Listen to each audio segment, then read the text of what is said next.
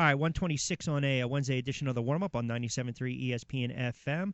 We'll take you up to 2 o'clock straight up. Rich Quinones here. You guys know. Love covering boxing. Love talking about it.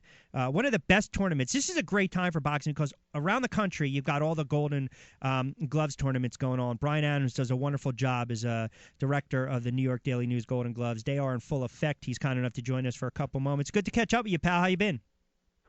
I'm doing good, Mr. Quinones. How you doing, man? I'm doing very good, and I know you guys are rolling into the tournament, 89th year already. And the first thing over the last several years that I think is a beauty of this tournament is there's always storylines every single solitary night, whether the bouts are at the famed Gleason's Gym or the finals in the Barclays Center. It doesn't matter. We see storylines in and out. And just talk about a little bit, how many boxers did you guys actually get in this year? Well, this year, we got roughly about 625 boxers, 628 to be exact. And that's a little up from the previous couple of years.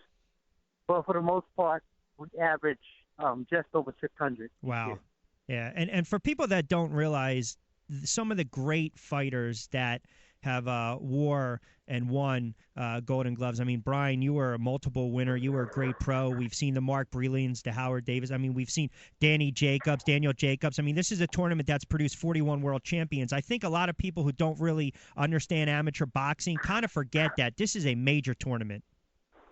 Yeah, this is the world's oldest and largest tournament. And you just touched on a few names. But tournament has produced 41 world champions. But, more importantly than that, it has produced a lot of productive citizens. I remember Floyd Patterson. Yep.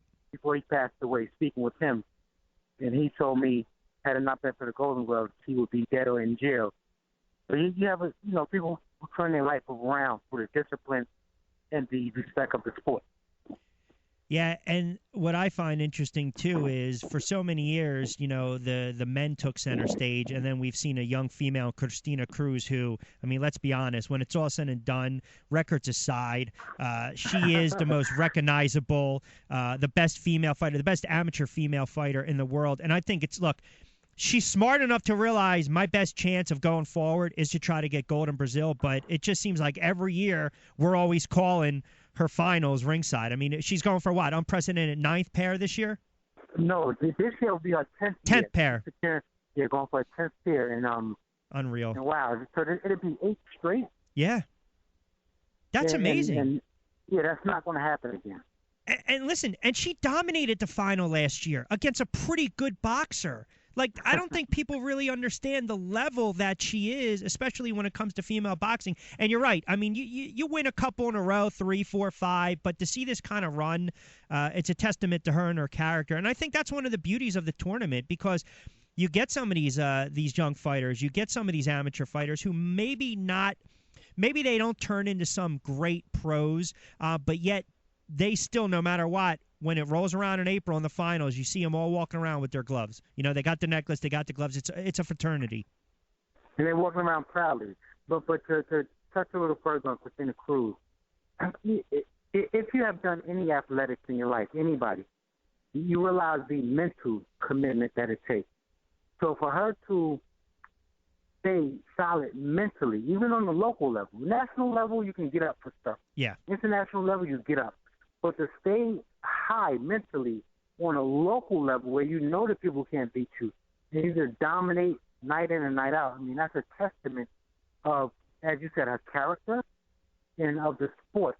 So people really should come out and support her, because once she leaves, I don't think you're going to see another female that's going to be as solid and consistent as Christina Cruz. No, I agree wholeheartedly. I mean, she is the most decorated fighter that we've seen in this tournament. I know, for a lot of people, we get a lot of people in North Jersey that listen in or listen online, a lot of boxing fans, a lot of guys in New York as well. I know you guys, I'm not saying you're doing something a little different this year, but you are holding something a little unique this evening at the Sotomayor Center. Talk a little bit about that as we kind of pinpoint some of the dates coming up here with the tournament. Well, tonight at the Justice Sotomayor Housing Project in the community center there, I'm doing a free show for the neighborhood. the community, when I go around, I hear a lot of people say, how come you don't do it in the project? We need it in the project. So not only am I doing it in the project, where a lot of these athletes come from, I'm doing it free. But free the first 300 people, because there's going to be a space restraint that I have to abide by the center. Right. They only allow 400 people in. So the first 300 in going to receive a ticket and receive a night of boxing. I'm having about, say, 8 to 10 bouts with the lightweights, and most of them being free. Wow. So I'm taking it into the neighborhood, letting people come and experience this, and hopefully we can grab a couple more fans and follow the tournament. Yeah, I think that goes unnoticed, too. I mean, honestly, I think especially the fact that you go and let's be honest, some people want to kind of turn a blind eye to certain areas. They don't want to go in certain areas, certain communities, certain boroughs, certain cities. But the fact that you're kind of opening the doors in that respect, definitely commend it. I know this year it's a little more sentimental with the gloves, with the passing of Howard Davis Jr., and I had the great pleasure of speaking to him. I didn't even know at the time how sick he was, but he still granted me a really nice interview. And I know here was a guy that when you talk about the New York Daily News Golden Gloves, I mean, he's certainly, forget about the 76 Olympics for a minute, but certainly a guy that's synonymous with the tournament. Absolutely. You know, talking to everybody, even the old-timers, they talk about Mark Breland. I mean, Breland is Mr. Golden Glove. Sure. So, without question. But talking to a lot of the old-timers, everybody tell me only one person could have beat Mark, and that was Howard Davis, because he was so fast. They said Mark would have never hit him. Wow. So that speaks volumes about who Howard Davis was as an amateur. Yeah, unbelievable. I mean, honestly, when you really think about it, and back in the day, too, and I didn't realize this, first of all, he was 125-5 as an Ami, which is just ridiculous. But I didn't know back in the day, sometimes they would fight twice in a day or a couple of days later, where now you have to basically, even if you get a standing 8 in a fight, you have to at least wait a week or two or sometimes a month or so. Yep. So he was thrown out there almost every other day. Yep. And as you said forget about the Olympics, but let's not forget about the Olympics for a second. He's on the team that had the Spinks brothers. Yes. Rodolfo. Yep. He had Sugar Ray Leonard. Yep. And he was the outstanding boxer of that Olympic team.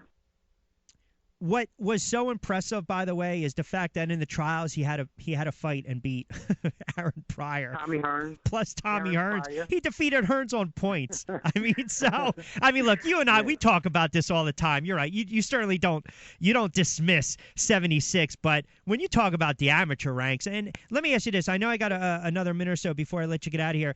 Any names, and I know it's hard to pinpoint a couple names for this tournament, but because you want to be fair with all the kids, but are there any names out there where you say, you know what, Rich, come April, these guys are going to be at the Barclays Center. They're going to be in the finals.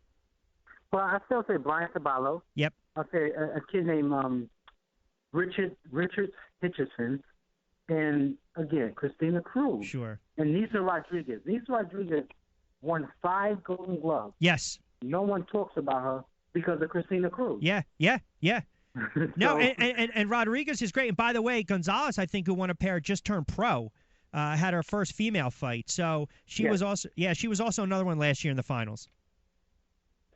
Oh yeah, absolutely. So, and again, you got these novice boxers. Any one of these novice boxers can be a household name come April. Yeah.